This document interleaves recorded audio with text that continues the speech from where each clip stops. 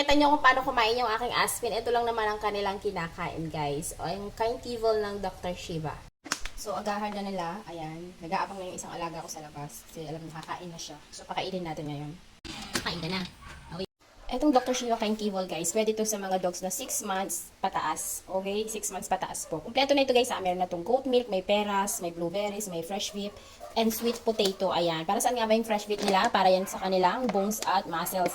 Siyempre, yung sweet potato po para sa fiber, para hindi sila nahihirapan mag-poops. At yung ating mga milk, yung peras natin, yung blueberries, ay mataas po yan sa antioxidants. So, perfecto para sa mga alaga natin. Meron din po kayo ditong guide para malaman nyo kung ilan yung ibibigay nyo sa kanila. Depende sa timbang nila at depende sa activities na ginagawa nila. Okay, kung magta-transition muna kayo, ayan, meron din kayong guide dito kung paano dahan-dahan yung i-introduce yung ating Dr. Shiba Kind Evil sa ating mga alaga, guys. Okay? Ito nga palang ano nila to is 500 kg yung pinakamaliit nila. Okay, yeah. Pwede kayong bumili nito kung maalis-alis kayo tapos dadalhin nyo yung utay ng aso nyo. Ayan. Tama-tama to para hindi malaki yung binibitbit nyo. So, wala na akong hinahalo dito, guys. Ito na yung binibig ko sa kanya. As in, ito na lang siya.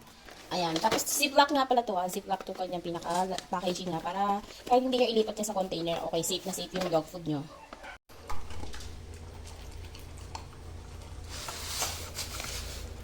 Yeah. Nakalaki nga, oh. Tingnan nyo, malaki yan. Ano yan? March, April, May, June, July, August, September, oh, 6 months na itong mahigit.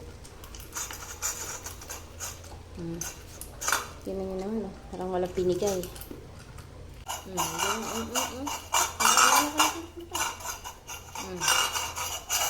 Grabe yan.